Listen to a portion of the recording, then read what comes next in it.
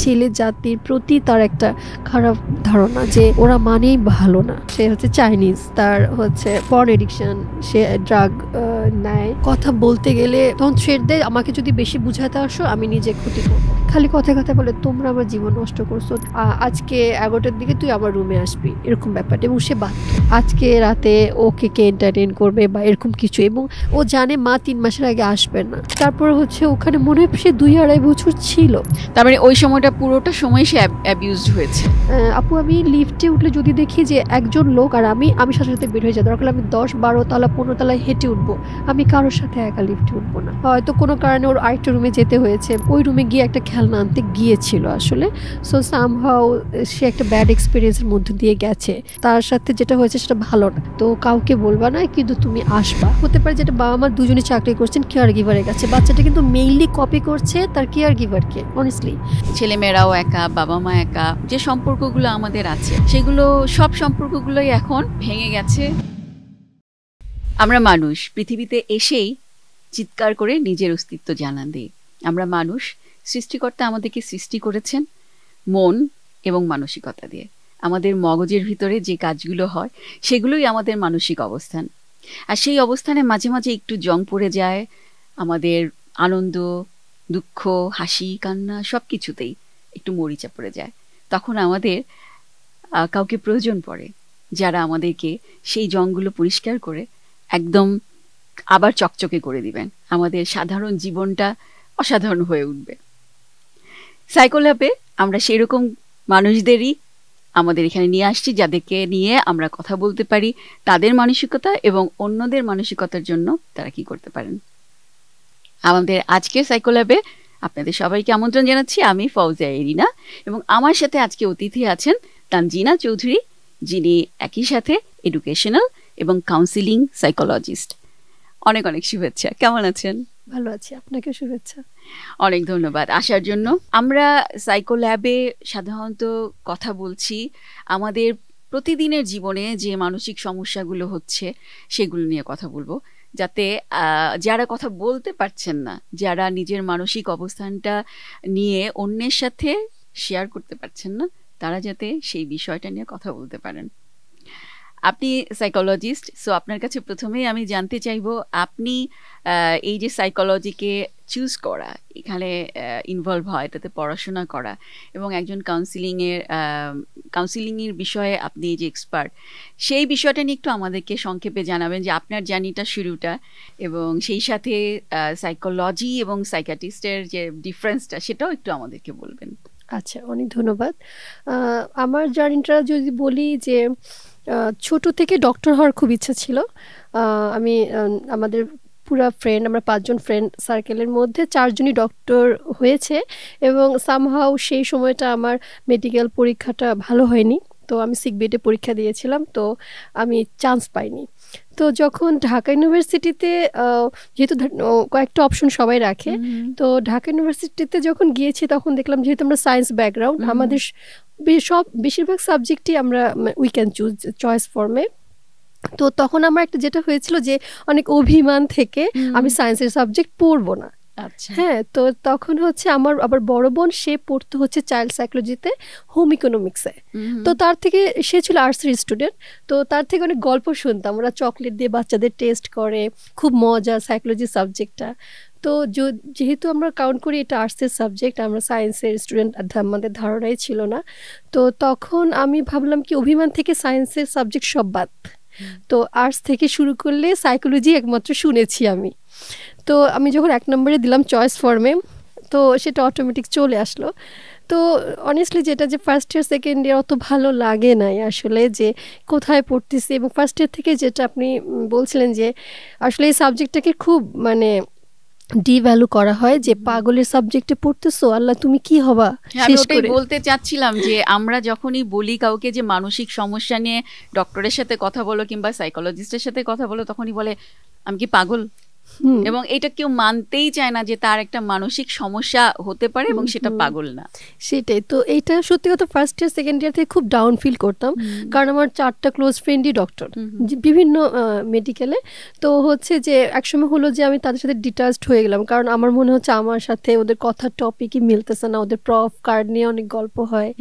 হ্যাঁ, তো হচ্ছে আমি আস্তে আস্তে সেকেন্ড ইয়ার থেকে যখন হয় কি সাইকোলজিতেও তো ব্রেন নিয়ে যখন পড়ানো শুরু হলো, যে থার্ড ইয়ার থেকে বা আমাদের সেকেন্ড ইয়ার থেকে কান নিয়ে, চোখ নিয়ে, আমাদের ব্রেন নিয়ে, তো তখন আমি আস্তে আস্তে মানে আগ্রহী হলাম যে ও আচ্ছা এগুলি তো আমাদের বায়োলজিতে পড়ে এসেছি। তখন দেখলাম যে আমাদের পুরো 60 স্টুডেন্টসের মধ্যে ছিল 6 জন সায়েন্স থেকে, আর বাকি 54 ছিল আর্টস থেকে। তো আমরা আসলে মনে হতো কি আমরা সংখ্যা লঘু, মানে আমরা সায়েন্স থেকে আমরা আসলে কেন এই সাবজেক্টে আসছি, এরকম একটা ব্যাপার। তো আস্তে আস্তে আসলে সেকেন্ড ইয়ার শেষের থেকে আমি আগ্রহ ফিল করলাম, দেখলাম না আসলে মজা লাগতেছে, টিচাররাও বলতেছে যে অনেক ইন্টারেস্টিং করে বলে কথাগুলো। তো হচ্ছে যে যদিও বুলিড হয়েছি আসলে এই সাবজেক্ট পড়া, এবং যদি বলেন যে একেবারে এটাকে প্রফেশন হিসেবে নেওয়াটা হয়তো মাস্টার্সে উঠে ডিসাইড করেছি। সত্যি কথা, আমি মাস্টার্স করার পর আমার ফ্যামিলিতে বলছিল তুমি এমবিএ করে রাখো ইন কেস যদি চাকরি না পাও। তারপর কিন্তু আমি এমবিএও করেছি। তো হচ্ছে তারপর মনে হয়েছে না আসলে মাস্টার্স করার পর আমি কনফিডেন্ট যে না আমি আসলে এই ফিল্ডেই থাকবো। এরপর আমার ফার্দার জার্নি শুরু হয়, এরপর এমফিল, এরপর বাইরে যাওয়া, ডিগ্রি নেওয়া। তো হচ্ছে যে আপনি হয়তো খেয়াল করবেন আমি সাইকোলজিস্ট, আমার 2টা ফিল্ডে, আমার এডুকেশন সাইকোলজিতে আমি এমফিল করা উইথ মাস্টার্স, এবং আমি কাউন্সেলিং সাইকোলজিতেও মাস্টার্স এন্ড এমফিল করা। সো আমার 2টা ফিল্ডে আমার কাজ, ডাবল মাস্টার্স উইথ এমফিল। তো এইটা হচ্ছে আর কি ভালো লাগাটা আসলে শুরু হয়েছে ওই বলতে গেলে বুলিড হতেই। হ্যাঁ, তার মানে এই জায়গাতেও একটা মানসিক অবস্থান ছিল, এবং এই যে আমাদের যে বুলিংটা মানুষকে করে, পড়াশোনার ক্ষেত্রে হোক, ফ্যামিলির ব্যাপারে হোক, এইটা আপনারও একটা সমস্যা ছিল। হ্যাঁ, তখন তো বুঝিনি যে, কিন্তু হ্যাঁ মনে এটা স্বাভাবিক মনে হতো যে আমি যেহেতু মেডিকেলে ভর্তি হইনি, ঢাকা ইউনিভার্সিটিতে ভর্তি হয়েছি, তখন ঢাকা ইউনিভার্সিটি বেশি লাগতো না, মনে হতো মেডিকেল তো হইনি। অথচ এটাও যে একটা প্রাচ্যের অক্সফোর্ড, এটাও যে খারাপ জায়গা না, এটা যে অনেক ডিমান্ডিং জায়গা, এটা অনেক আসলে জব সেক্টরে গিয়ে বুঝেছি সত্যি কথা। হ্যাঁ, তো আপনি আরেকটা প্রশ্ন করেছিলেন যে সাইকিয়াট্রিস্ট এবং সাইকোলজিস্টের পার্থক্যটা, যেটা আসলে সত্যি কথা আমরা আসলে একটু মিলিয়ে ফেলি, বা আমরা অনেক মানে স্ট্রংলি ক্যাটাগরাইজটা করতে পারি না। আমরা মনে করি প্রথমে ডক্টরের কাছে অনেক সময় আমরা সাজেস্ট করে সবাই। তো আসলে হয় কি যে এটা কিছু সাইকোলজিস্ট হচ্ছে যারা ঢাকায় মানে ইউনিভার্সিটি লেভেল থেকে মাস্টার্স করে, এমফিল করে, এবং এমফিল করলে আসলে আমরা সাইকোলজিস্ট বলতে পারি, আদারওয়াইজ আমরা ট্রেনি বলতে হয়। এখন অনেক ব্যাপার হয়, অনেকে এটা হয়তো প্র্যাকটিসের মধ্যে রাখছেন না, সেটা অন্য জিনিস। কিন্তু আসলে একদম যদি বলি যে এথিক্যাল ব্যাপার হচ্ছে এমফিল ছাড়া সাইকোলজিস্ট বলাটা আসলে এথিক্যাল না আর কি।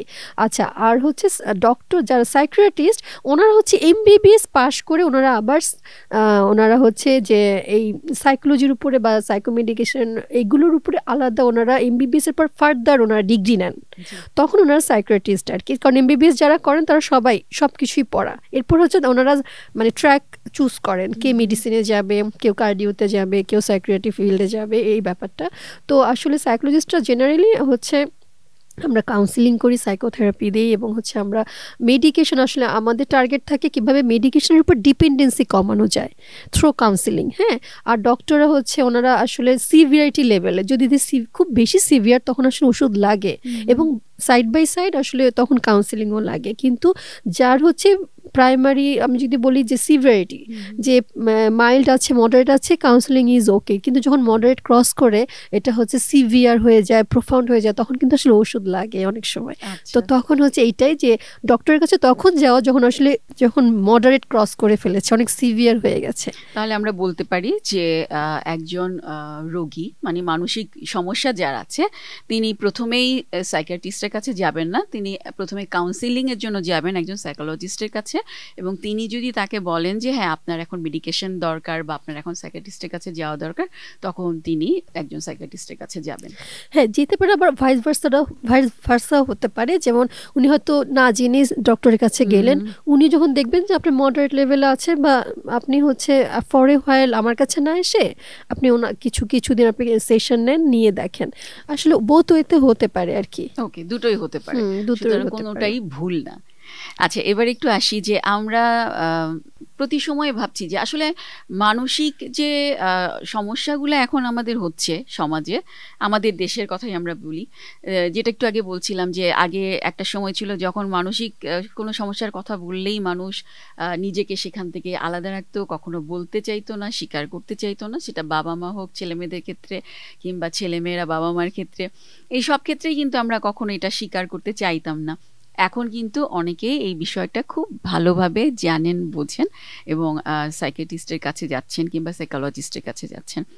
তো আজকে যদি আমরা কথা বলি যে আমাদের যে পরিবার, সেই পরিবারটা কিন্তু আস্তে আস্তে ছোট হতে হতে আমরা সবাই খুব একা হয়ে গেছি। ছেলেমেয়েরাও একা, বাবা মা একা, দাদা দাদি, নানা নানি, যে সম্পর্কগুলো আমাদের আছে সেগুলো সব সম্পর্কগুলোই এখন ভেঙে গেছে, সবাই সবার থেকে অনেক দূরে।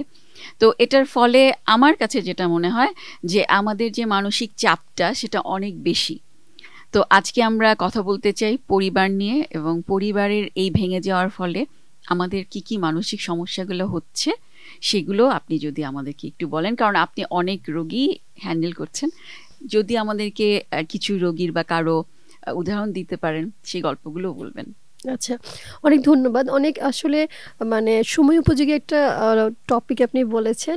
এটা সত্যি কথা যে আগে যদি বলতাম যে জয়েন্ট ফ্যামিলি, ওখানে কিন্তু কথার কথা, সেক্ষেত্রে হাজব্যান্ড ওয়াইফের সমস্যাই হোক আর সিনিয়র কারোর সমস্যাই হোক আর বাচ্চাদেরই হোক, কেউ না কেউ আসলে ওনারা খুঁজে পেতেন বলার মতো, সেটা পাশের বাড়ি হোক বা নিজেদেরই কেউ হোক। এখন যেটা হচ্ছে না, ভাঙতে ভাঙতে এত ইউনিক হয়ে গিয়েছে, আমরা কিন্তু পাশের ফ্লাইটেও কে থাকে আমরা জানি না আসলে। একটা হচ্ছে সেফটি ম্যাটার, অনেক কিছু মিলে আর কি। তো দিন শেষে রইল বাকি কে, বাবা মা, বাচ্চা অথবা কেয়ার গিভার। তো আসলে বলার স্কোপটাই নাই। আর একটা হতে পারে এখন আমরা এই কারণে আরও বেশি গেজেট, মানে বলে যে গেজেটমুখী হয়ে গেছি। আমরা মনে করি ও কাউকে বলার চাইতে হয়তো আমি হয়তো একটা স্ট্যাটাস দিয়ে দিলাম, বা হচ্ছে আমি সোশ্যাল মিডিয়াতে হয়তো কানেক্টেড হলাম, বা হচ্ছে গুগল করে কিছু দেখলাম। এই জায়গাটা আমার একটা কথা মনে হলো, সেটা হচ্ছে একটা সময় কিন্তু আমরা অনেক বেশি বন্ধুদের সাথে শেয়ার করতাম, কিংবা পাশের বাসার ভাবির সাথে বা বোনের সাথে, আপার সাথে, অনেকের সাথে শেয়ার করতাম। এটার ফলে যেটা হলো যে এখনো বলে যে তুমি যদি তোমার খারাপ সময়ের কথা, খারাপ কোনো অবস্থার কথা কারোর সাথে শেয়ার করো, তো সে তোমার সেই খারাপ সময়টার একটা ফায়দা নিবে, বা সে তোমাকে এটার জন্য বুলিং করবে, কিংবা আরেকজনের সাথে এটা নিয়ে গসিপ করবে। সেক্ষেত্রে আপনি কি বলবেন? আচ্ছা, একটা হচ্ছে যে বিশ্বাস ব্যাপারটা, এটা হচ্ছে হয় না যে ওই ব্যাপারটা অনেক নড়বড়ে হয়ে গেছে আসলে। যদি বলি যে এখন আমার 60s-এর মানুষরা, 80s-এর মানুষরা, আর হচ্ছে যে এই যে 2000-এর মানুষরা, আসলে আমাদের বিশ্বাস বলেন, মানে পারস্পরিক বোঝাপড়া বলেন, ভালোবাসা, রেসপেক্ট, আসলে সব কিছুই কিন্তু অনেক চেঞ্জ হয়ে গেছে।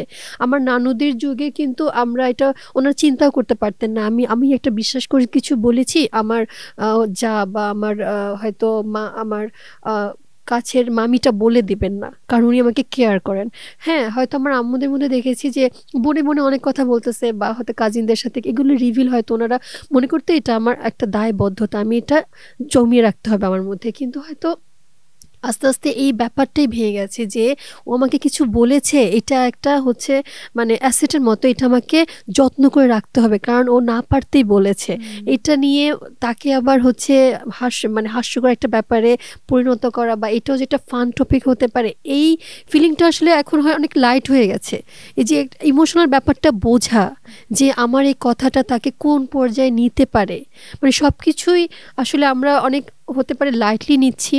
আর ওই ডেপথনেসটা আসলে মনে হয় কি কোথায় যেন কমে গেছে, যে একটা গভীরতা, কোনো একটা কথার বা কোনো একটা কিছুর যে গভীরতাটা ফিল করা, সামহাও ওইটা কমে যাওয়াতে হয় কি, যে যেটা বলছিলেন না যে ইউনিক ফ্যামিলি, আমরা আসলে অনেক কিছু শিখতে পাচ্ছি না। যেমন এখন হয়তো হতে পারে যেটা বাবা মা দুজনে চাকরি করছেন কেয়ার গিভারের কাছে, বাচ্চাটা কিন্তু মেইনলি কপি করছে তার কেয়ার গিভারকে। অনেস্টলি এখন যদি কথার কথা এটা মানে জয়েন্ট ফ্যামিলি হতে হতে দাদা দাদি নানানি কিছু শেখাচ্ছেন, চাচি মামি ফুপু কেউ না কেউ কিছু শিখাচ্ছে তাকে, বা সেও তার পিয়ার গ্রুপ থেকে কিছু শিখছে, আদরটা পাচ্ছিল, আদরটা পাচ্ছে তার। এবং আমরা বলি কি বাচ্চারা কিন্তু বাচ্চা থেকে বেশি শিখে। এখন বেশিরভাগ ফ্যামিলিতে একটা কি দুটো খুব রেয়ার 3টা বাচ্চা আছে, এবং সেটা অনেক গ্যাপে গ্যাপে হয়, 3-4 বছর হয়তো গ্যাপ, রেয়ার যে হয়তো 1-2 বছরের গ্যাপে থাকে। এবং আমরা যেটা দেখেছি যে সবসময় বাচ্চারা বাচ্চাদের থেকে অনেক বেশি শিখে, এবং যদি আপনি তার সামনে রোল প্লে করতে পারেন, একটা জিনিস বলার চেয়ে ওরা দেখে বেশি শিখে, ওরা অনেক কপি করে। আমরা অনেক সময় বলি না ওই জিনিসটা কোথা থেকে কপি করেছে, প্রত্যেকেরই কিন্তু একটা রোল মডেল থাকে। আমরা ছোটবেলায় আমরা হয়তো আমি ওই চাচুকে ফলো করতাম বা ওই ফুপুকে ফলো করতাম, আমরা কিন্তু সবাই রোল মডেল সিলেক্ট করে ফেলি, বাচ্চারাও করে। তো হয় কি সে তার মতো একজনকে চুজ করে নেয় এবং তার মতো কপি, তার মতো কথা বলতে, তার মতো ড্রেস আপ করতে পছন্দ করে। কিন্তু এখন কিন্তু সেটা কোথায় আপু, মানে এখন তো সেটা মিসিং। একটা হচ্ছে স্কুল আছে এবং অনেক লোডেড বাচ্চারা, স্কুলের পর কোচিং এর পর হয়তো কোনো গান শিখছে বা কোনো কিছু একটাতে ভর্তি হচ্ছে, এবং দিন শেষে যখন বাসায় আসতেছে সবাই টায়ার্ড, এক্সস্টেড, বাবা মা বাচ্চাটা। আর যদি কোনো সময় থাকে সেটা হয়তো তার স্পেন্ড করছে হয়তো কেয়ার গিভারের কাছে। তার মানে হচ্ছে আমরা কিন্তু কথা বলছি না, পরিবারে কথা বলার সময়ও পাচ্ছি না। সো এই কথা না বলার ফলেও কিন্তু আমাদের ভেতরে কিছু জিনিস জমে যাচ্ছে, আমরা একা হয়ে যাচ্ছি। সেটা আমার বাচ্চা হোক, বাবা মা হোক, আমি নিজে হই, আমাদের সবার মধ্যে সেটা তৈরি হচ্ছে। এখন এই যে আমাদের লোনলিনেসটা তৈরি হচ্ছে, আমরা সবাই একা হয়ে যাচ্ছি, এর ফলে কি কি সমস্যাগুলো আপনার কাছে আসে? যে আপনার কাছে তো নিশ্চয়ই সবসময় কাউন্সিলিং এর জন্য আসা হয়, তো এইরকম ধরেন পরিবারের যারা ছোট পরিবার, একেবারে দেখা যায় যে অনেক তো এখন সিঙ্গেল মাদার আছে, এখন সিঙ্গেল ফাদার আছে, সেই সব ক্ষেত্রেও সেরকম কোনো রোগীও কি আপনার কাছে আসে কিনা কাউন্সিলিং এর জন্য? আমাদেরকে যদি কোনো ঘটনা শেয়ার করেন। আচ্ছা, যেটা বললেন যে হ্যাঁ, কারণ আমরা এখন টিনেজার গ্রুপ, অ্যাডোলেসেন্স গ্রুপ, এই গ্রুপটা খুব বেশি দেখি, ধরেন 8, 9 to 20 এই এজ গ্রুপে। কারণ যেটা দেখা যায় যে কি কি সমস্যা যদি বলেন যে আসলে হিউজ, নট অনলি দ্য আসলে বাচ্চা, আসলে আমরা অনেক সময় ফোকাস করি যে ওর বাচ্চাটার সমস্যা, কিন্তু আসলে বাচ্চাটা যে পরিবেশে বড় হচ্ছে অনেক সময় সে অনলি সে রিজন না, মানে তার সমস্যার জন্য আসলে সে অনলি মানে দায়ী না। তো দেখা যাচ্ছে তার সাথে যেভাবে আমরা আসলে বাচ্চার কথা বলে আমাদের প্যারেন্টিং স্টাইল চলে আসে, যে আমাদের প্যারেন্টসরা আসলে আমরা কীভাবে ডিল করছি। হ্যাঁ, আমরা কারণ সবাই যেহেতু খুব ব্যস্ত থাকি, খুব রেয়ার যে হ্যাঁ যেটা বলেন সিঙ্গেল মাদার সিঙ্গেল ফাদার হলে তো আরও বেশি ডবল লোড কিন্তু তার জন্য, তাই না? যেটা ডিভাইড হয়ে যেত, মা কিছু করতো বাবা কিছু করতেন, সেটা হচ্ছে একজনকে ডবল কাজ করতে হচ্ছে, এবং সেই ধৈর্যটা থাকাটাও কিন্তু এত সহজ না আসলে দিনের পর দিন।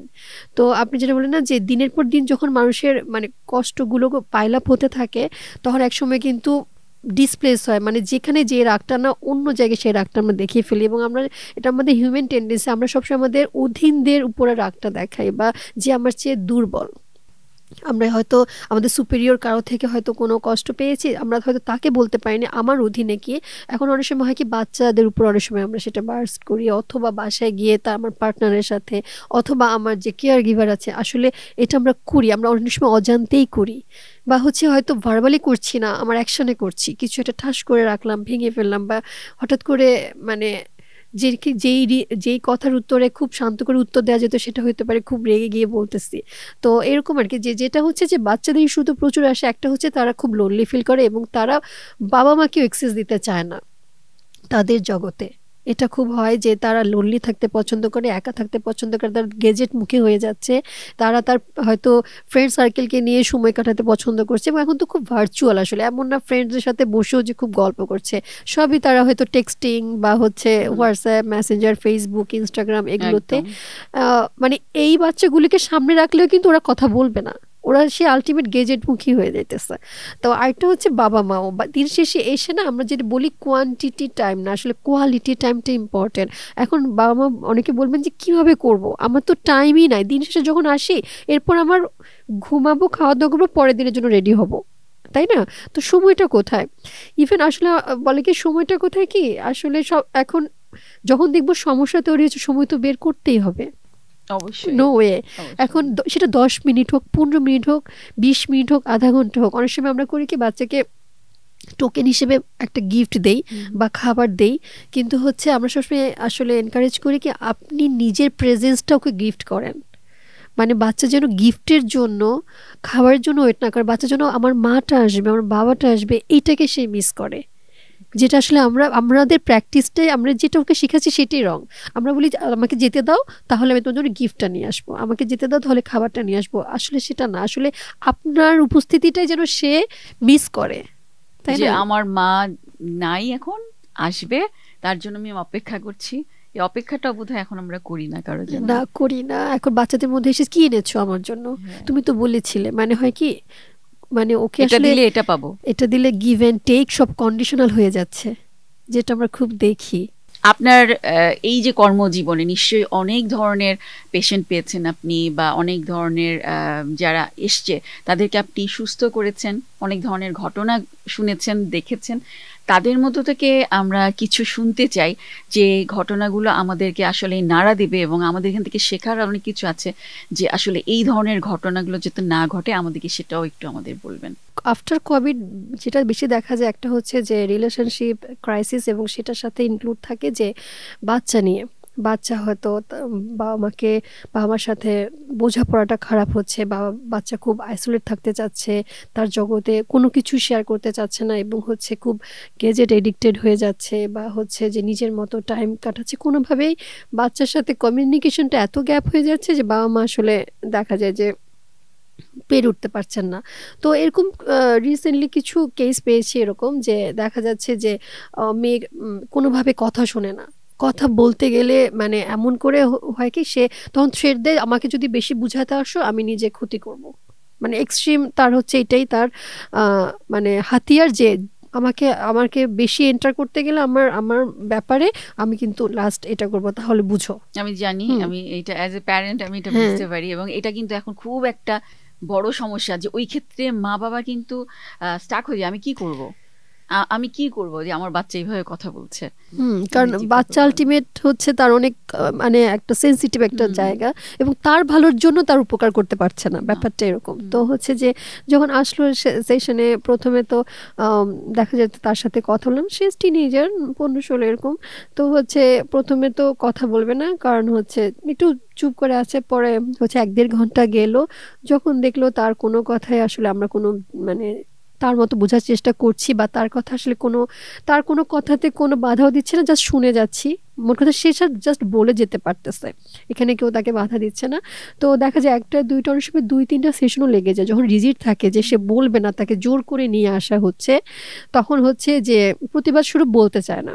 তো যখন দেখা যায় আমরা হয়তো অনেক সময় ড্র করতে দিই, কিছু স্কেচ দিই, জাস্ট অন্য কথা, আচ্ছা কি করতে ভালোবাসেন আপনি, বা তুমি কি করতে ভালোবাসো, আজকে কি খেয়েছো, কি কালার তোমার পছন্দ।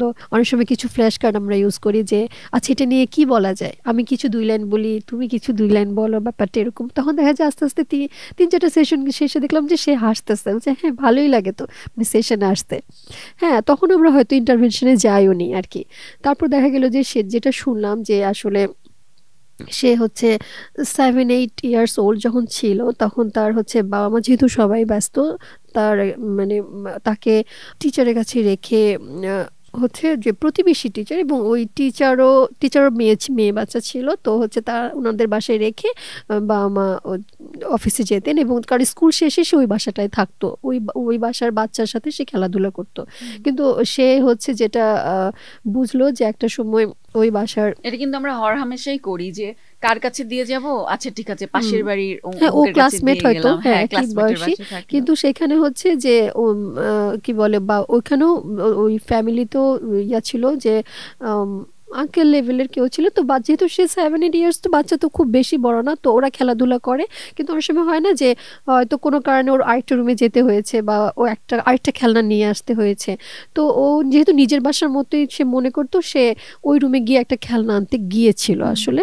সো সামহাউ সে একটা ব্যাড এক্সপিরিয়েন্সের মধ্যে দিয়ে গেছে, কিন্তু সে বুঝতেছিল না যে তাকে এভাবে ফিল করানো হয়েছে, এটা বলতে হয় না, এটা বললে তোমাকে সবাই খারাপ বলবে। বাচ্চাটা আপনাকে কি বলেছিল, মানে সে কি করেছিল? সে ব্যাক টাচের একটা এক্সপেরিয়েন্স সে ফিল করেছে। শুধু কি এটা ব্যাক টাচ ছিল, নাকি তাকে পুরোপুরি ভাবে শারীরিক ভাবে তাকে অ্যাবিউজ করা হয়েছিল?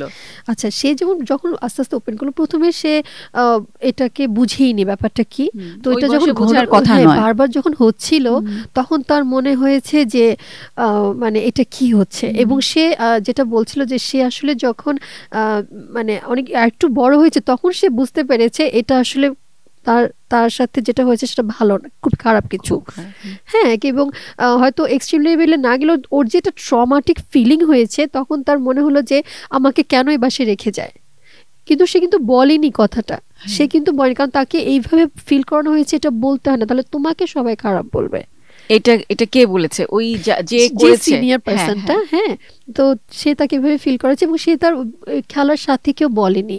তার মনে হয়েছে বললে যে আমাকে সবাই খারাপ বলবে, তো কাউকে বলবা না, কিন্তু তুমি আসবা, এখানে আসতে যখন নিয়ে আসবে তুমি আসবা। আচ্ছা, ধরেন এটা যেটা সে বলছিল যে 4-5 বছর ধরে এটা হচ্ছিল, হ্যাঁ। তো হচ্ছে একটা সময় তার মনে হয়েছে যে প্যারেন্টস উপর তার একটা ক্ষোভ তৈরি হয়েছে যে কেন আমাকে দিয়ে আসে ওই বাসাটাতে, যে মানে হ্যাঁ ও বলতে পারছিল না, কিন্তু রাগটা ভেতরে হ্যাঁ। ভেতরে জমছিল। তো যখন সে আরেকটু বড় হয়েছে, ধরেন 15-16 বছর, তখন তার মনে হয়েছে তার খুব জিদ বাবা মার উপরে, খুব রাগ, কিছু ভালো কিছু বললেও রাগ, মানে কোনো কিছুতেই সে হ্যাপি না, সবকিছুতেই বলে যে, খালি কথায় কথায় বলে তোমরা আমার জীবন নষ্ট করছো, তোমাদের জন্য আমি যেই মানে আমার যে ট্রমাটিক, আমার আমার কাউকে ভালো লাগে না। এখন আসলে হয়েছে যে পরে দেখা গেল তাদের বাসায় একটা মানে গ্যাদারিং হয়েছে, একজন মানে কাজিনের বিয়ে, হ্যাঁ। আচ্ছা, ওর যে ঘটনাটা ঘটেছিল ওই বাসায়, সেটা কি একবারই ঘটেছিল, নাকি ওই ভদ্রলোক মানে অনেকবার তাকে অ্যাবিউজ অন অফ করেছিল? ছিল, একদম অন টানা অফ ছিল না, কারণ সেও গেস্ট ছিল ওই আচ্ছা, বাসায়, ও তাদের আত্মীয় ছিল। আচ্ছা, তো সে হচ্ছে অন অফ ছিল, কিন্তু সে হচ্ছে এটা মাথায় সেট করে ফেলেছে, এটা আমি বললে আমি খারাপ। আসলে যেটা হয়েছে সেটা আহ, ও ও ভিতরে ভিতরে ব্লেম দিয়েছে, আমার বাবা মা রেখে যায় কেন আমাকে, সেজন্য এটা এই ঘটলো। জন্য এটা ঘটলো। এবং সে মাকে কোনোভাবেই মাফ করতে পারে না, মা এত চেষ্টা করে, মা খালি বলে ও আমাকে দেখতে পারে না, মানে আপা আমি বুঝি না, আমার মেয়েটা আমাকে দেখতে পারে না, আমি ভালো কিছু, আমি একটু আদর করে ওকে কাছে বসলো বলে তুমি সরে যাও, আমি তোমাকে, আমি পছন্দ করি না তুমি আমার কাছে এসে বসো। আচ্ছা, যাই হোক, পরে একটা কোনো একটা কাজিনের বিয়ের পারপাসে ওরা এরকম অনেকজন তাদের বাসায় আসলো। সেদিন সে হঠাৎ করে, মানে হয় না যে অনেক মেহমান এসেছে, তো সেদিন সে বলছে আমি আমার রুমে যেন কেউ না থাকে, মানে সে খুব আইসোলেট একটা মানে অ্যাক্টিভিটি দেখাচ্ছিল যে আমি আমি কোনো প্রোগ্রামে আমার ইচ্ছা হলে আমি যাব, আমাকে কেউ যেন ফোর্স না করে, সবকিছু তোর প্রতিবাদ একটা ব্যাপার। ও এখন যখন মা বোঝার চেষ্টা করতে, এটা তো প্রোগ্রাম, তুমি কেন থাকবে না, কারণ ও হচ্ছে একটা মানে অপোজিট কিছু করতেই হবে তাকে, ব্যাপারটা মানে ওর একটু ফিলিং হয়েছে, তোমরা যেটা বলবা, ডান বললে আমি বাম করব, বাম বললে ডান করব। আচ্ছা, মোট কথা তার অনেক জিদ, অনেক চাপা একটা ক্ষোভ। তারপর হচ্ছে যে তখন আস্তে আস্তে মা বললো যে আচ্ছা আমাকে না বলো, ডক্টরকে বলো, আমাকে না বলো, কাকে বলতে চাও তুমি। আছে, যাই হোক, পরে তো হচ্ছে যখন আসলো, পরে হচ্ছে সেশনে বললো যে, আমি বললাম যে তাহলে কতদিন ধরে আপনি এই জিনিসটা বয়ে বেড়াচ্ছেন, হ্যাঁ। তো বললো যে তাহলে যদি বলি 8-9 বছর, এখন আমি ধরো 16, তাহলে আমি 8-9 বছর ধরে বয়ে বেড়াচ্ছি। আমি বললাম যে কেন মনে হয়েছে না মাকে বলি বা কাউকে বলি, বড় বোনকে বলি, বলি কি আমি এই ফিল্ডে পেয়েছি, এটা বলতে হয় না, বললে আমাকে সবাই খারাপ বলবে। তার মানে আমার এত খারাপ লেগেছে, কত কষ্ট, ছোট্ট একটা মানুষ কত একটা হেভি ফিল নিয়ে সে এতটা লম্বা জার্নি করছে। বললাম যে যেটা হচ্ছে যে সে কাউকে ফরগিভ করতে পারছে না, সে নিজেকেও না, বাবা মাকেও না, এবং সবচেয়ে বড় কথা যে সে ছেলে জাতির প্রতি তার একটা খারাপ ধারণা যে ওরা মানেই ভালো না, ইভেন ওর বাবাকেও ভালো মনে করে না। হয়তো আমার বাবা হতে পারে, বাট আমি মনে করি আমার বাবা অন্যদের সাথে যে এরকম না, আমি কিভাবে বলবো সেটা। খুব হ্যাঁ, স্বাভাবিক ওই এই লোকটা তো ধরনের কারো চিন্তা বাবা, করা। তাই না, তার ফিলিং। এবং সে আমাকে যেটা বলতে যে আপু আমি লিফটে উঠলে যদি দেখি যে একজন লোক আর আমি আমি সাথে সাথে বের হয়ে যাই, দরকার হলে আমি 10-12 তলা 15 তলায় হেঁটে উঠবো, আমি কারোর সাথে একা লিফটে উঠবো না, আমি একা উঠবো, কিন্তু কোনো লোকের সাথে উঠবো না। কি আমি বললাম যে পরিমাণ এটা কি একটা কষ্ট না, ভয় তার ভিতরে বসে গেছে। বললাম যে এটা টর্চার না, নিজের কষ্ট হচ্ছে না। বলছে হ্যাঁ কষ্ট হচ্ছে, আমি তো কষ্ট নিয়েই আমি কষ্ট নিয়েই তো চলতেছি। তো এখানে একটা কথা বলতে চাই, ওই যে বাচ্চাটা বললো যে লিফটে আমি একা কোনো লোকের সাথে উঠি না, এটাও কিন্তু আসলে আমাদের সবার জন্য একটা বিষয় যে লিফট জায়গাটা অনেক সময় অনেক তালা উপরে ওঠে, এবং সত্যিকারই অর্থেই তো যদি কোনো একটা ইয়াং এজের মেয়ে একজন পুরুষের সাথে ওঠেন, এবং সব ক্ষেত্রেই আমরা বলতে পারি না যে ওই লিফটে ভালো মানুষ উঠছেন কি খারাপ মানুষ উঠছেন, এবং এই ধরনের কোনো ঘটনা ঘটতে পারে না, আসলেও কিন্তু এরকম না, অবশ্যই পারে। সেটা তো অবশ্যই, ইভেন রাস্তাঘাটে আপু যতই বলেন যে আমরা অনেকভাবে আসলে ব্যাড এক্সপিরিয়েন্সের শিকার হই, কেউ বলতে পারবে না, আমি বলবো যে কোনো মেয়ে তো বলতেই পারবে না যে না আমি হইনি কখনো। ইভেন আমি যখন মালয়েশিয়া ছিলাম, যে ওখানে আমার ফরেনারদের সাথে কাজ করার সুযোগ হয়েছে, চাইনিজ, তামিল, মালে, তো আমি দেখেছি যে আমার একটা ক্লায়েন্ট ছিল যে চাইনিজ ছেলে, তার এক্সপিরিয়েন্স শুনে তো আমি পুরো মানে সারপ্রাইজ। সেটা ছেলে বাচ্চা হয়ে যে সে কতটা এক্সট্রিম লেভেলের অ্যাবিউজ হয়েছে, এবং সে ছিল একটা এতিম, মানে হয় না, তার বাবা মার সেপারেশন হয়ে গিয়েছিল, তাকে একটা ডে কেয়ার মতো জায়গায় রাখা হয়েছিল, যেহেতু তার মা তাকে সাথে রাখতে পারছিলেন, ওনার ট্রাভেল করতে হতো। ওই ঘটনাটা আমরা পুরোটাই শুনবো, কিন্তু তার আগে আমরা আপনার প্রথম পেশেন্টের কথা একটু শুনি। তো ওইটা তখন আমি দেখলাম ছেলে বাচ্চাও কিন্তু এমন না যে সে খুব সেফ, একটা ছোট বাচ্চা। তো এইটা যেটা হচ্ছে যে শেষে হয় কি, প্রথমত সে নিজেকে ক্ষমা করতে পারতেছে না, তার প্যারেন্টসকে ক্ষমা করতে পারছে না, সে ছেলে জাতিকেও তো পারছেই না। তো যখন হচ্ছে আস্তে আস্তে প্রসেসিং আমরা শুনলাম, মানে ঢুকলাম, তো তখন হয় কি যে আস্তে আস্তে যে মানে এটা হচ্ছে, যখন বললাম যে ঠিক আছে যেটা হয়েছে সেটা অনেক সময় হয় না, মানে আমাদের অনেক বাউন্ডারি ক্যাটাগরি করতে হয়, কোনটা আমাদের কন্ট্রোলে ছিল, কোনটা আমাদের কন্ট্রোলে ছিল না। যেটা কন্ট্রোলে ছিল না সেটা যদি আমরা ব্লেমটা নিই তাহলে কিন্তু নিজেকে টর্চার করছি। তাহলে আমরা কি করতে পারি, ভালো ফিলের জন্য আমরা নিজেকে মাফ করতে পারি, যেটা আমার কন্ট্রোলে ছিল না। ওই ছোট বয়সে চাইলে আপনি ওনার হাতটা ধরতে পারতেন না, চাইলে একটা থাপ্পড় দিতে পারতেন না, চাইলে ওনার গলা টিপে ধরতে পারতেন না। আপনি একটা ছোট মানুষ, আপনি একটা শিশু, তাই না? তো হচ্ছে যে আমরা যেহেতু এটা আপনার দোষ ছিল না, যেহেতু রং একটা ইমপ্রেশন দেওয়া হয়েছে, এটা আপনার দোষ ছিল না, এবং আপনাকে বললে আপনাকে কেউ খারাপ ভাববে, এই কথাটাও ভুল। সেটা সে তার সুবিধা মতো বলেছে। তো হচ্ছে যে যখন এভাবে বোঝানো সম্ভব হলো, যে প্রসেসিংটা যখন আমরা হচ্ছে বিভিন্ন থেরাপি প্রয়োগ করা শুরু করলাম, যে সে আসলে নিজেকে প্রথমে ফরগিভ করতে পারলো, it was not my fault, it was actually not also my parents fault, it was actually situation happen something which was not under my control or our control. তারপর হচ্ছে যে, তো আপনি অনেক সময় হয় না আপু, আমরা যেটা হচ্ছে যে যখন নিজেকে মাফ করি, সরি মানে সরির কিন্তু আসলে কিছু না, আমরা বলি যে অ্যাপোলজি 3টা পার্ট আছে। যখন আমি ওনাকে এভাবে এক্সপ্লেন করলাম যে অ্যাপোলজি 3টা পার্ট কি, একটা হচ্ছে I am sorry, it was my fault, and what I can do now to make you happy. যখন একটা সময় হয় কি, তাকে প্রসেস করার পর আমি তার মাকে ফেস করালাম যে আসলে হয় কি, ইস্যু তো শুধু তার না, তার মার সাথেও অনেক বেশি, মানে ছোট মেয়ে যেহেতু খুব মা খুব মানে ভিতর উনি শেষ হয়ে যাচ্ছে যে মেয়ে কেন আমাকে নিতে পারে না। আচ্ছা, যখন এভাবে বলা হলো, একটা হচ্ছে যে হ্যাঁ আপনার ইচাদেরকে সরি ফিল করান বা সরি বলেন, সেটা কিন্তু আসলে নাথিং, ইট মিনস নাথিং। যখন মা বলতেছে যে মা আমি সরি, এটা আমার দোষ হয়েছে, আমি বুঝি নাই, এখন বলো কি করলে তুমি আমাকে মাফ করবা, বা কি করলে আমি তোমাকে হ্যাপি করতে পারবো এবং তোমার মন থেকে এই কষ্টটা আমি দূর করতে পারি, বলো, I am ready to do that. আমি দেখেছি একটা খুব হয় না হৃদয়ে খুব টাচি একটা মানে সিচুয়েশন ক্রিয়েট হয়েছে, যে মেয়েটা মাকে জড়া ধরলো যে তুমি আমার জন্য কি করবা, তুমি তো করতেছো, আমি জানি তুমি আমার জন্য অনেক করতেছো, কিন্তু আমি নিতে পারতেছি না। এই যে একটা হয় কি ইমোশনাল একটা মানে ব্যাপার ঘটলো, যে মাও কাছে মেয়েও কাছে, কিন্তু ওনারা কিন্তু ফরগিভ করতে পেরেছে, এবং they actually really they could move on. এই যে সেই যে মানে কোলাবোরেশন, সেটাই আপনি করেছেন। হ্যাঁ, এই হিলিংটা অনেক সময় হয় না যে যার প্রতি আমাদের যে ইয়াটা, ও কিন্তু বলতে চায় না তা না, ও সে যে একটা ফিল করে যে কেন মা বুঝলো না, এই মাধ্যমটা প্রয়োজন, মিডিয়েটর, একজন মিডলম্যান দরকার, যে আচ্ছা দুইজনকে, কারণ হচ্ছে দুইজনই পাহাড় পরিমাণ কষ্ট নিয়ে বয়ে বেড়াচ্ছে দুইজনই, কিন্তু মেল্ট করার আসলে ওয়েটা পাচ্ছে না, মেল্ট কে করে দিবে দুইজনেরই।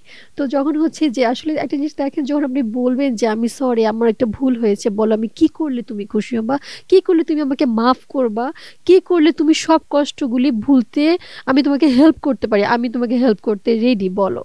তখন আপনি যখন এতটাই মানে হবেন, যে ওপেন হবেন এবং অনেস্ট আপনি থেকে বলবেন, তখন কিন্তু আসলে অপোজিট পার্সনটার আর ওই রাগটা আসলে ক্যারি করা অনেক সময় তখন মেল্ট হওয়া শুরু করে। আমি দেখেছি সেটা চোখের সামনে, যে আমি বললাম যে মানে are you both ready to hug each আদার।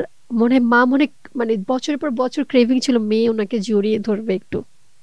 আমি নিজে দেখেছি যে ইচাদারকে জড়িয়ে ধরে কাঁদলো কতক্ষণ, তারপর সেশন শেষে বললাম যে আর ইউ ওকে, বলছে হ্যাঁ আপু খুব ভালো লাগছে, আসলে মনে হচ্ছে যে আমি বোধহয় নতুন কেউ, এই আমি সেই আমি না।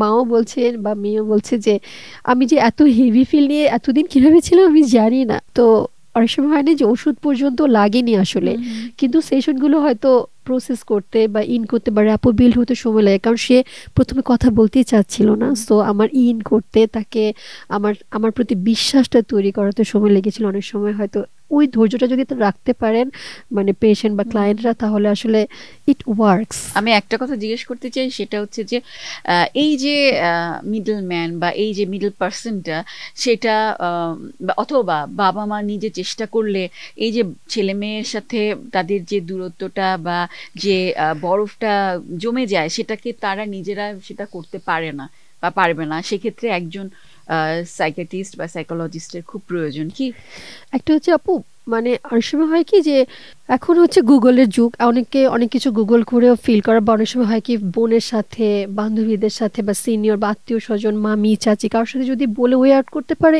They can. আসলে সব ডিপেন্ড করে যে ওই হেভিনেসটা আসলে কত। যদি মাইল্ড লেভেলে হয় দে ক্যান, মডারেট লেভেলে অনেক সময় হয় কি যখন একটু বেশি হয়ে যায় তখন, কারণ ওরা তো পারেননি বলে কিন্তু 16-17 বছর পর্যন্ত জিনিসটা ক্যারি করেছেন, তাই না? এবং কাকে বলবে সেটাও একটা বড় বিষয়। সেই ধরনের বিশ্বস্ত, সেই ধরনের জ্ঞানী বলছি এই জন্য যে তার ভেতর ওইটুকু থাকতে হবে যে আমি এই মানুষটাকে হেল্প করছি, সেই ধরনের জ্ঞানী বা সেই ধরনের খুব কোঅপারেটিভ একজন মানুষ তো থাকতেই হবে। তো সেক্ষেত্রে দেখা যায় আশেপাশে সেরকম মানুষ আমরা খুব কম পাই। তো আমার মনে হয় যারা যখন বুঝতে পারবেন যে তাদের ছেলে মেয়েরা খুব সমস্যার মধ্যে দিয়ে যাচ্ছেন, তারা পাচ্ছেন না ছেলে মেয়েদের সাথে মেল্ট হতে বা তাদের ভেতর থেকে সেটা বের করে আনতে, তারা আমার মনে হয় যে একজন সাইকোলজিস্টের শরণাপন্ন হওয়া খুব জরুরি। হ্যাঁ, আমরা তো দেখি যে হ্যাঁ আমরাও অ্যাপ্রিসিয়েট করি, আমরা প্রথমে অ্যাপ্রিসিয়েট করি যে ওনারা যে এসেছেন, ওনারা যে অ্যাটলিস্ট আমরা সবসময় বলি না যে late is better than never. এমন যদি হতো সে 25-30 বছরেও সে কখনো এটা নিয়ে কথাই বলেনি। অনেক সময় কিন্তু আপু চাইল্ডহুড ট্রমাগুলো কিন্তু আমাদের ম্যারিড লাইফে কিন্তু আসলে অনেক সময় হন করে, কারণ এইগুলো কিন্তু নিয়েই ক্যারি করে। একটা মুভি আমি বলবো সবসময় যে আমি সাজেস্ট করি যে ওই যে সম্পূর্ণা, কারণ তার চাইল্ডহুড অ্যাবিউসিভ ইনসিডেন্টের জন্য সে কিন্তু তার বরের সাথেও তার রিলেশনশিপে সে একটা সুদিং রিলেশনশিপ মেনটেন করতে তার টাফ হচ্ছিল। তার মানে কতটা সিভিয়ার জিনিস যে ছোটবেলার 5-6 বছরের একটা ঘটনা, সে তার ম্যারিড লাইফও তাকে হ্যাপি হতে দিচ্ছে না। তো এরকম ব্যাপারগুলো হচ্ছে যে যে বুঝে আসাটা, এটাই কিন্তু আমরা প্রথমে অ্যাপ্রিসিয়েট করি যে ওকে আই মানে we really do appreciate you that you are here to talk at least. সেটা খুব জরুরি। আর যেটা আপনি বলছিলেন যে শুধু মেয়ে বাচ্চা হলেই আমরা ভয়ে থাকবো, মেয়ে বাচ্চাটার কোনো ক্ষতি হয়ে যাবে, সেটা কিন্তু করা যাবে না। কারণ হচ্ছে ছেলে বাচ্চারও সমস্যা হতে পারে। আপনি যে গল্পটা বলতে যাচ্ছিলেন আপনার মালয়েশিয়ার, সেই ঘটনাটা একটু শুনবো। আচ্ছা, ওটা ছিল যে আসলে তখন আমি ইন্টার্নশিপ করছি, তো আমাদের যেহেতু অনেক মাল্টিকালচারাল ক্লায়েন্ট দেখতে হয়, তো সে ছিল মানে মানে অনার্স লেভেল 3rd ইয়ারের, সে হচ্ছে চাইনিজ। তো যদিও ওরা ফরেনার, কিন্তু আসলে এশিয়ান কালচারগুলি কম বেশি একটু আমাদের সিমিলার। তো হচ্ছে যেটা ওই ছেলেটা এসেছিল যে ইস্যু নিয়ে, মাল্টি ইস্যু। সে হচ্ছে তার হচ্ছে পর্ন এডিকশন, সে ড্রাগ নেয়, এবং তার হচ্ছে যে যেহেতু তার চাইল্ডহুড অ্যাবিউসিভ মানে খুবই সিভিয়ার লেভেলের অ্যাবিউসিভ ইনসিডেন্ট, সে হচ্ছে খুব কালচারাল পার্সন এবং সে বেশি দিন রিলেশনশিপও মেনটেন করতে পারে না। সে বলে যে আমি বুঝি আমার মাল্টি ওয়েতে আসলে আমার লাইফ খুব অনেক ওয়েতে হয়ে গেছে, মানে ক্ষতিগ্রস্ত হয়ে গেছে। তো যেটা দেখা গেল যে তার হচ্ছে জয়েন্ট ফ্যামিলি, চাইনিজ ফ্যামিলি, ওরা হচ্ছে নানি, চাচি, মামি, ওরা সবাই মিলে মিশে থাকে। কিন্তু তার মার যখন সেপারেশন হয়ে গেল তার বাবার সাথে, তো তখন মার হচ্ছে ইনকাম সোর্সের দিকে বিজি থাকতে হয়েছে। তো উনি ফ্রিকুয়েন্টলি মালয়েশিয়া থেকে সিঙ্গাপুর ওনাকে ট্রাভেল করতে হয়েছে, উনি চাকরি করতেন। তো তখন নানার বাড়িতে ওকে রেখে এসেছে। তো সে দেখেছে তার কাজিনরা তাকে অনেক মারতো, তাকে অনেক মানে গালি দিত যে তুই তো মানে বোঝা আমাদের বাসার জন্য, তুই মানে ওকে যে কাজটা আসলে ওর করার কথা না, ওকে দিয়ে সেই কাজটাও করাচ্ছে। হয়তো ওকে দিয়ে বলতে আমার জুতাটা নিয়ে আয়, আমাকে একটু পানি ঢেলে দে, যেটা আসলে হয়তো ওরাও করতে পারে একই বয়সী। তো শেষমেশ যখন ও বলতো যে ওকে অনেক মারে, এবং আড়ালে ওর কাজিনরা ওকে, নানু মারে, ওর মামিরা কিছু হলে ওকে মারে, মানে ও মনে হচ্ছে যে একটা পাঞ্চিং মানে বক্সের মতো সবাই গিয়ে ওকে করে। তো হচ্ছে ও শেষে মাকে একদিন বললো যে তুমি আমাকে এখান থেকে নিয়ে যাও, আমি এখানে থাকবো না, তাহলে আমি পালাই যাব। তো মা শেষে ভাবলো কি যে এখন কথা তুলতে গেলেও ঝামেলা, এখন তুলতে গেলে ঝড়াঝাটি হবে, কারণ বলবে তোমার ছেলে দোষ ছিল এরকম কিছু। তো মা করলো কি তাকে একটা ডে কেয়ার মতো, ওইখানে ঠিক ডে কেয়ার না, ওখানে 24 ঘন্টায় রাখা যায়, একটু বেশি পে করে। তো হচ্ছে 24 ঘন্টা রাখা যায়, ওটা হচ্ছে এরকম একটা ডে কেয়ার মতো একটা, ওখানে সব ছেলে বাচ্চারাই থাকে। হ্যাঁ ওখানে মেয়ে ছেলে না মিক্স না, তো উনি মনে করলো এটাই বেস্ট জায়গা আমার ছেলের জন্য, আমি যেহেতু ইনকাম করি আমি পে করব, নানির বাসায় এত টর্চার হওয়ার দরকার কি, তো আমার ছেলেটা ওখানে থাকুক। এবং সেটা হচ্ছে তার চেয়ে ওই ঘটনার চেয়ে অনেক বেশি তার জন্য ভালনারেবল ছিল, এবং হচ্ছে মা তাকে 6 মাসের জন্য রেখে গেছে, অন অফ আসতেন। এবং ওখানে খুব ওরা সিস্টেম ছিল যে 3 মাসের আগে দেখা করা যাবে না, ওকে মন বসাইতে হবে, হোস্টেল এখানে টাইপের হোস্টেল টাইপের অনেকটা, যেহেতু অনেক ভালো পে করতেছে। তো সে বলতো যে আমাকে 3 মাসের একবার দেখা করা যাবে, ওরাদের কথা হচ্ছে নইলে বাচ্চার উড়ু উড়ু হয়ে যায়, বসতে চায় না মন, তো 6 মাসে একবার দেখা করতো। সেটা হচ্ছে যেটা যেখানে যে মানে হোস্টেল সুপারের যে ছেলেটা ছিল, সে হচ্ছে প্রায় 17-18 ইয়ার্স ওল্ড একটা ছেলে, এবং সে হচ্ছে তার তখন 8-9 বছর, এবং সে ওরকম 30-35টা বাচ্চা ওই ইয়াতে থাকতো, এবং সে চুজ করতো মানে আজকে রাতে ওকে কে এন্টারটেইন করবে বা এরকম কিছু। এবং সেটা তার ধারণা যে হয়তো তার বাবা জানতেন অথবা জানতেন না, কিন্তু কারো সাহস ছিল না এটা কমপ্লেন করার, কারণ তার ছেলে।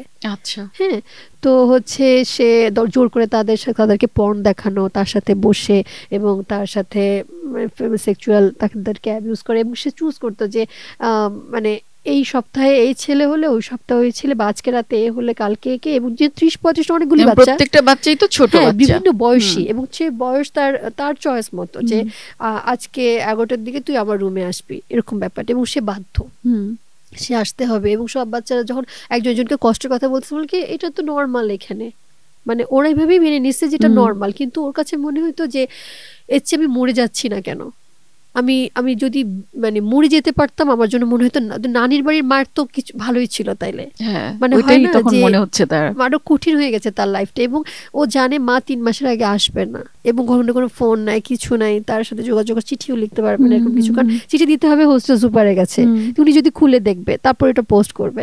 ওর কাছে মনে হতো যে আমি কিভাবে বের হব এখান থেকে। তারপর হচ্ছে ওখানে মনে হয় সে 2-2.5 বছর ছিল। আচ্ছা।